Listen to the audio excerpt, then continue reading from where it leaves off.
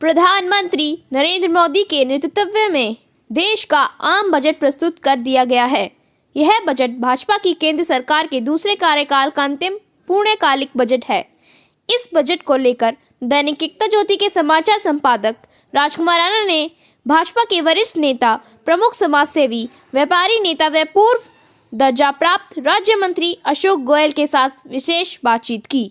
राजकुमार राणा के साथ bureau report, एकता ज्योति। आज हम बात करते हैं शहर के वरिष्ठ भाजपा नेता एवं पूर्व दर्जा प्राप्त राज्य मंत्री अशोक गोयल जी से। अशोक जी, केंद्र सरकार ने अभी बजट पेश किया है, इसमें आपका क्या कहना है? देखिए, केंद्र सरकार का जो ये बजट है, ये दूरगामी बजट है। आगामी 25 सालों के लिए भी ध्यान करते हुए देश को, अर्थव्यवस्था को बहुत अच्छे तरीके से पटरी पर लाने का प्रयास चल रहा है। और मैं समझता हूँ पिछले 9 वर्ष में अर्थव्यवस्था में उछाल आया है। जो 10वें नंबर पर थी विश्व में, आज वो 5वें नंबर पर है। और इस बार भी बजट में समाज के सभी वर्गों को, गांव के लिए, गरीब के लिए, किसान के लिए, पिछड़े के लिए, दलित के लिए, युवा के लिए, मातृशक्ति के लिए, सभी वर्गों के लिए कहीं ना कहीं ध्यान रखा गया है। कल्याणकारी बजट है और इस बजट की जितनी प्रशंसा की जाए कम है।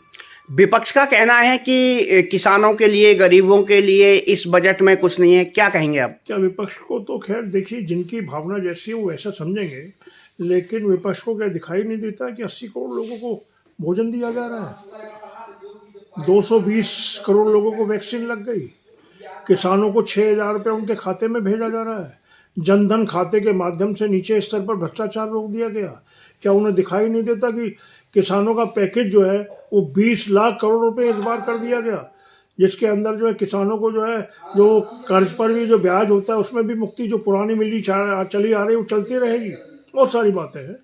और इंफ्रास्ट्रक्चर में जो सुधार हो रहा है, आप जो देख रहे हैं, जिस तरीके से सड़कों का जाल पूरे देश में बिछा है, और विशेषकर मोदी जी के आने के बाद में सीमावर्ती क्षेत्रों में, चीन और पाकिस्तान के वहाँ ऊपर तक कहीं ना कहीं पुल बनाए गए हैं। अच्छा, एक ऐसा सरकार का ये प्रयास रहा है 9 वर्षों में, और आगे जो ये रोड मैप तैयार कर रहे हैं, कैसे सशक्त भारत, स्वाभिमानी भारत, समृद्ध भारत, विश्व में सर्वोपरि भारत, आत्मनिर्भर भारत आगे बढ़े और हमारे जो भारतवासी हैं गर्व से कह सके कि हम भारतवासी हैं। क्योंकि भारत की विश्वसनीयता बढ़ी है, ये आपने देखा होगा। भारत शांति और सद्भाव का संदेश हर जगह देता हुआ नजर आया है। भारत मोदी जी के नेतृत्व में पूरे विश्व में आज ऐसा लगता है कि जैसे मोदी जी पूरे विश्व के प्रधानमंत्री हैं। मतलब मोदी जी ने, आज हमारे पड़ोस में क्या हाल है, पाकिस्तान का क्या हाल है, क्या अफरा तफरी है, क्या लूटमार मची है, क्या लंका, श्रीलंका का हाल है, और हमारा भारत गर्व के साथ आगे बढ़ रहा है। तो ये बहुत बड़ी बात है। जैसा कि देखा गया है कि जब से भारतीय जनता पार्टी की सरकार केंद्र में, प्रदेश में आई है, महंगाई चरम सीमा पे है। जैसे कि पेट्रोल, डीजल, गैस के दाम, क्या कहेंगे इसके लिए आप? देखिए, वैश्विक संकट आपको सब मालूम है। बड़ा कोरोना काल से निपटे हैं, उधर यूक्रेन और रशिया के बीच में युद्ध का दौर चल रहा है। बहुत सारी चीज़ें हैं जिनके कारण से फिर भी हर चीज़ को काबू में रखा गया है। अगर इन पर कहीं टैक्स है तो ये भी समझना पड़ेगा कि सरकार खर्च कितना कर रही है। 10 लाख करोड़ रुपए इंफ्रास्ट्रक्चर के लिए कहाँ से आएंगे?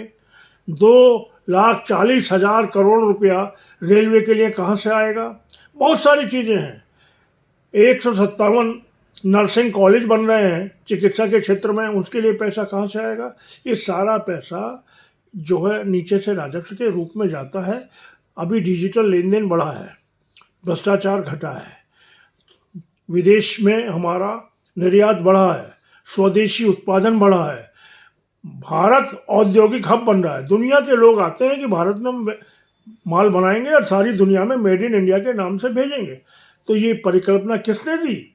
उस स्वप्नद्रष्टा ने, जो आज भारत के लिए वरदान माना जा सकता है, उसका नाम है मोदी। और ठीक उसी तरह मैं उत्तर प्रदेश का रहने वाला हूँ, माननीय योगी जी, कैसे देख लीजिए कानून व्यवस्था का जो है, किस तरीके से उन्होंने काबू किया है, किस तरीके से गुंडे, बदमाश, माफिया सब उनको सफाया किया है, किस तरीके से समाज के कमज़ोर वर्गों में अगर दिल्ली से लोग निकाल भी दिए गए बिहार के, तो उनको पहुंचाया है उनके घर तक कोरोना काल में।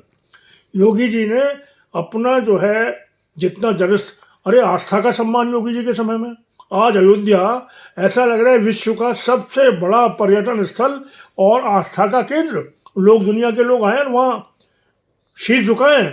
और काशी का देख लीजिए, बाद में इधर का ले लीजिए, इलाहाबाद को जैसे आज प्रयागराज कह रहे हैं, इधर मथुरा देख लीजिए, सब जगह लगे हुए। योगी जी के समय में उत्तर प्रदेश को औद्योगिक हब बनाने को ODOP 75 के 75 जिलों में उद्योगों का विकास, तो ये रोजगार बढ़ता है। स्किल इंडिया अगर केंद्र सरकार योजना चला रही है, वो स्वरोजगार बढ़ा रही है, करोड़ों लोगों को रोजगार मिल रहा है। अभी तो जो ये आदिवासी क्षेत्र के लोग हैं उनको भी रोजगार के लिए चिंता हुई है। कैसे जो है जिसके लिए वो कहा गया है कि भाई दिव्यांग लोग या ऐसे टाइप के लोग जहाँ तक नहीं पहुँचिए, एकलव्य योजना के मार्फत उनकी चिंता हुई है। मोदी जी और योगी जी इस देश को आगे लेकर चल रहे हैं और हमें गर्व है कि हमारे प्रधान